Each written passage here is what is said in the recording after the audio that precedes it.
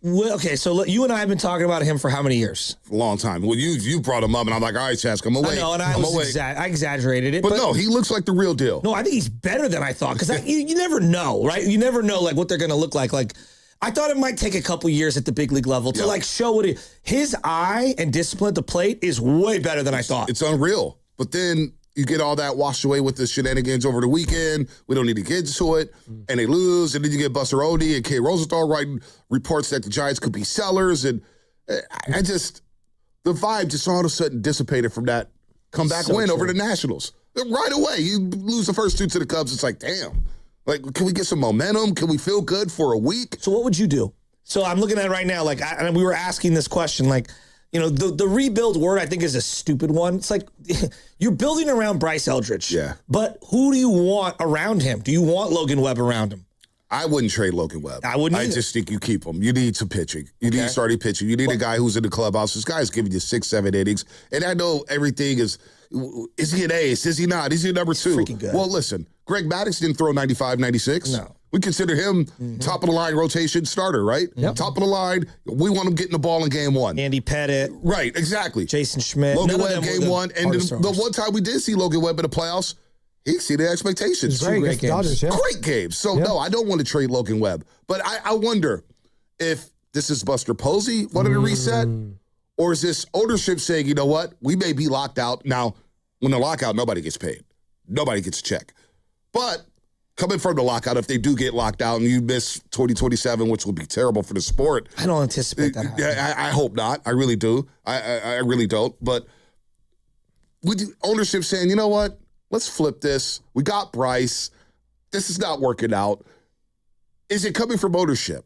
Is it coming from Buster? Is it coming from Tony V? I have no idea, but I know Buster Posey, he wants to win.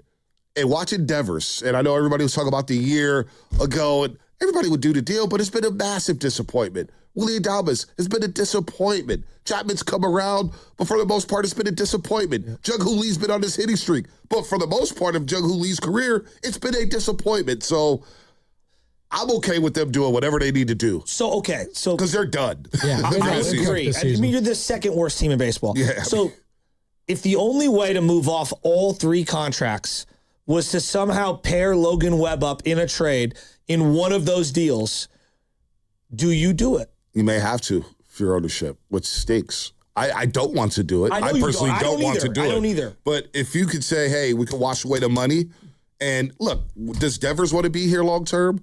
Was he just traded here just to get out of Boston? How's he feel? He hasn't done a lot of media this season, and I think he's a good guy. I haven't heard him talk to anyone. But he hasn't talked to anybody. Like, it's free. He's kind of crazy, actually, considering he makes that much money for the team. I mean, and he's been hot and cold. Maybe there's too much pressure on him to be the savior, but it's been a disappointment. But I do want to say this, because I see a lot of fans crushing Posey, crushing ownership, and I'm not here to shill.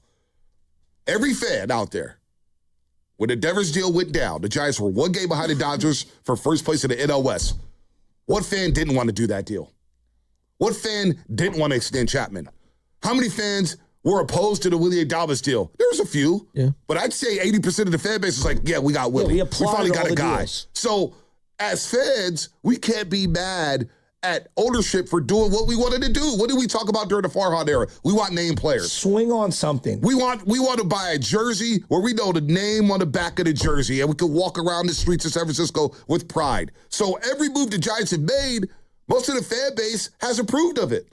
So I guess what my question is, and this is kind of what I was touching with Shasky earlier, okay, Buster Posey, he's admitting right now, whether it's through Buster only, whether it's ownership admitting it, they made some mistakes with these contracts.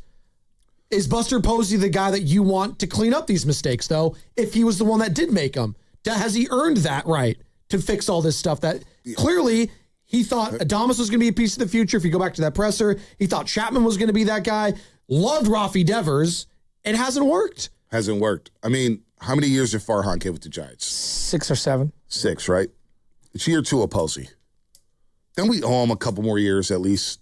At least I would like to see it. I don't think he's forfeited. To your point, has he earned the right? I don't think he's forfeited the right to not move up, like to like some guys forfeit the right to move on. For example, Chip Kelly. I'm sorry, dude, you're done. We're done. This is done. We're moving on. You get 1 year, we're done. Trent Baalke, see you later. Jim Tomsula. Yeah, exactly. Like we're out of this business. I don't think he's gotten that extreme. I think the only other course is you just got to like ride out another year or two and see if it gets better. Well, and I think, and we were touching on this earlier too, Bonte, something that is going to be helping Buster Posey going forward in these conversations and whether he can turn this thing around is the development in the pipeline. And some of these young guys that are developing, Bryce Eldridge could be a massive feather in his cap if he continues to develop and looks like a stud this year. He's in the top conversation for Rookie of the Year. Yeah. And if I was to tell Giants fans at the start of the season, hey, you don't make the playoffs, but Bryce is the Rookie of the Year, it's not a bad consolation. Well, some people will say that's a Farhan guy. No, but he developed under Posey, so Posey gets the credit. Right. But also, Jung-Hoo Lee's given us glimpses here and there, but he hasn't put together a full 162. No doubt. He's been very consistent. He's been hurt. He's been hurt a lot. And if you can get off that money, I'm sure there's some Giants fans saying, you know what? I don't mind getting off that money. Sell high. Listen, he just started running Jung-Hoo Lee. It's been good. It's been fun to watch. We've expected this since they signed him. It's been fun to watch, but would you be opposed to trading him? I'm not sure. Now, he's big time with the box office, right? You got the hooligans out there. He sells a lot of jerseys. He was the loudest ovation at the Wednesday game. Exactly. I couldn't believe it. So you got to factor that into it. Bo Davison down there at AA Richmond. Yeah. He's another guy who's developing and torching the ball, right? He's scorching hot at the plate, right? I don't think he had like a 6-game stretch where he had 5 home runs. I think you owe Buster another year. And you got to think about when he took over this organization. Where was the Giants at post Farhan? When they fired Farhan Zaidi, where was this organization at? Basically at the bottom. Rock bottom in almost every statistical category. Now you can say they haven't made a lot of movement here, but man, they were a game behind the Dodgers. They made the Devers trade. We're all popping champagne saying, yeah, we got a slugger.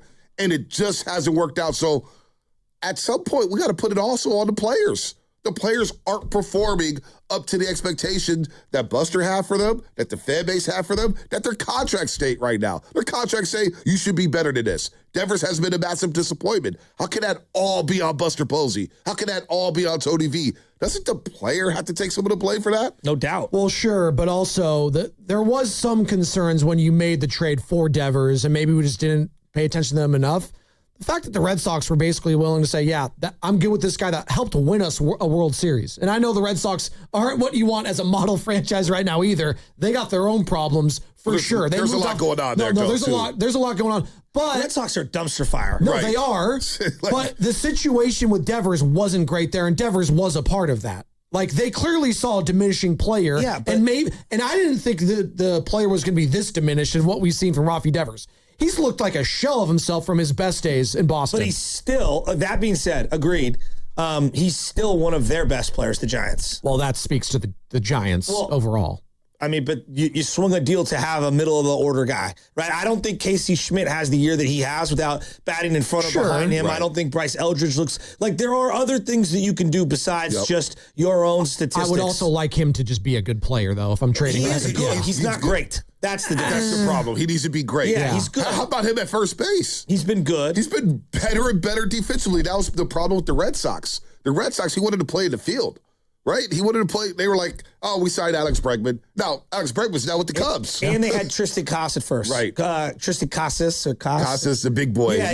He's always hurt. He's always hurt. Always. He's got power, though. I don't think he's ever going to be an all-star again, Raffy Devers. If I had to bet on it, I'd probably say no, which is kind of crazy a year later when you make the trade you did. And if I was to tell Giants fans, a year later, he's like a 230 hitter with you guys, 235. I don't know if I'm willing to say he's never going to be an all-star again. Because if he goes to the right situation and he hits 30, 35 jacks and he's driving in runs, he's a good player. There's probably a team out there who's thinking, boy, we get Devers in this lineup. Yankees. Without no Judge right now, him and Stan would be, and you put Ben Rice, him and Stan together. I mean, I think they would love that. It's not in Cleveland Guardians' nature to make a deal like that. He'd be perfect with Jose Ramirez. Oh, my God. Are you kidding me? Yeah, that would you think of, what about the AL West? What about the AL West? I don't know if anyone wants to get that salary, though. I don't know if they want him for that price. I think he's hurt his brand a lot this last year. Listen, but it's $27 million, not $47 million. No, it's the years attached to it is what I'm saying. No doubt. But Spinelli, I'm sure we heard the same thing before he got traded for Boston. I'm sure Red Sox fans like, nobody's going to take that contract. And then the Giants come in, boom, Sunday Night Baseball shocks the baseball world, and they take on the contract. See, we always assume we're doing this now with De'Aaron Fox and the San Antonio Spurs. Nobody's taking on that contract. We said the same thing about Bradley Beal, right? We said the same thing about James Harden. We say the same thing about these players here. Like, there's always a sucker in these leagues that say, you know what? Tough weekend for Harden. We'll take a shot at this player, and we'll make something happen. Because you know what? If he is a good player, and they know, you know what? We'll attach Raffy Devers to good players around him. We'll make a run at this thing. What's their number one need in all of these trades? Is it to shed money or get pitching back? Both. Can it be both? Because they do need pitching. I mean, the bullpen has been... Going into that Nationals game, for example, that Wednesday, they had a 12-game stretch with this bullpen where they had an ERA of 8.14 and gave up 41 earned runs in 45 innings and walked 30 batters during that same stretch. It didn't do anything to address it in the offseason. But I think that this is an important fact. So if you could shed money, get back young, controllable arms, now I could reallocate some of the money that was going toward my hitters this offseason, obviously after the CBA thing gets settled in. Yep. I've said it 3 times today. Let's say you spend 50 to 60 million bucks on some bullpen arms. Yep. Doesn't that dramatically help the overall team? It does because Tony Vitello. Yeah, well, you got to think about the nature of baseball too. These starting pitchers are not going long anymore. You're like Miz going complete game shutout against the Phillies on Friday night. It's a rarity. If you could get a pitcher to give you 6 innings, like Robbie Ray hasn't got 6 innings, I think, since May 8th. It's been bad. We were going over this yesterday. From last year All-Star break till now, it's just been awful. It's been horrible. He's walking guys. He's just getting hit. His sliders, he's not locating the slider. It's embarrassing, right? It's been bad for Robbie Ray. But if you get some bullpen arms to help alleviate some of the struggles of the starting pitcher where you know you're going to get 5 innings or 6 innings, yes, that would be awesome.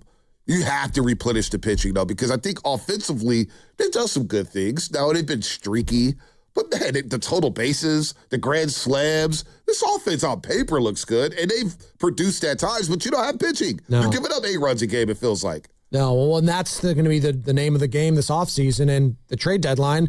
If you trade a guy like Luis Ariz, if you trade a guy like Robbie Ray, you're going to hope to get some young arms back. I don't know what you're getting. But I don't know what you're going to get there, right? They're on 1-year deals. Well, and Robbie Ray, he hasn't helped his case at all if you're trying to maximize him. Ariz will be solid, but again, these are rental pieces. If I'm the person taking over, I'm not giving you like a top 5, top 10 prospect. Why would I do that? You're just moving on just to say you got a player back because these guys are in expiring contracts. Now, I know a lot of people have conflicting arguments about Luis Ariz. He's the type of guy, like, you want another year on the deal?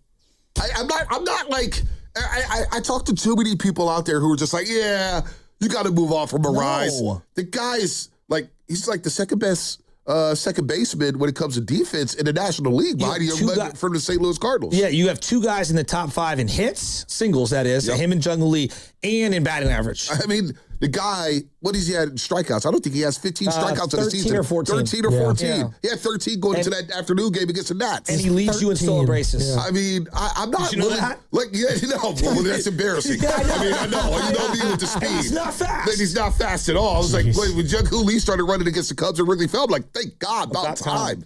But Luis Ariz, why are so many people quick to just pivot off of him? If anything, another year. Let's build around him. I got him in Bryce. He's going to get on base for Bryce Eldridge. I'm not willing to give up on Ariz like that. I think we just do that as fans in baseball. It's like, all right, well, the season's over. Who's the guys on a 1-year deal that you want to get some young prospects? So that's just what we do in baseball and sports What in do you general. expect to get, though, from Ariz when he's got half a year on the deal? A 26-year-old guy who's pitching in AAA in single A, who will never make the majors. Exactly. Let me ask about Casey Schmitt. I think this is the more interesting one. I'm probably one of the more high individuals on Casey Schmitt, but I'm also real in the sense that I am worried the last couple of weeks are closer to what he is. He strikes out way too much. The walk rate is not great. He has driven the ball like crazy. He has been awesome. He doesn't have an everyday position. I do think that's an element in consistency. Knowing that you're going to play at this spot every single day, it just calms things for you. Are you more apt to, hey, this is who he is this year? Or are you like, I want to see more? Because I'm kind of in the camp of, I want to see more before I'm ready to like crown him as an everyday player at a specific position right now. I feel for Casey in this sense. I remember down in spring training, And I was talking to Casey a little bit. He's a fun dude. Like, if you've ever conversed with him, go down to the clubhouse, converse with him. He's a video game freak like us. Yeah. He's a character. Yeah. I've done sit downs with him in front of clients. He is a character. And he's cool. Like, he's a cool dude. But I think it does bother him, and he'll never admit it publicly, moving around all over the place. A young guy just wants a position. Mm-hmm. Let me know where I'm playing every single day, and let me just play. And now you're trying to become a left fielder. Your natural position is third base. Now all of a sudden I'm playing second. I'm playing short. I'm out here making picks and shorts in the hole. I don't know how good Casey is, but I think he's a dude, if he played every single day, he's going to get you 20 to 25 home runs. He'll probably hit about 250. He's going to get some doubles, and he's going to be a good glove. He's going to play good defense for you. I don't know where he fits with this Giants team as long as Matt Chapman's here and Willie Davis is here. Is he a natural second baseman? No. Do I think he wants to play second base? No. And so I'm conflicted when it comes to Casey Schmitt because I've come around to him this year. The guy's bided his time. He's been waiting for his moment. And then all of a sudden, midway through the year, you know it's got to be affecting his bat playing in left field. 100%. Do you trade him?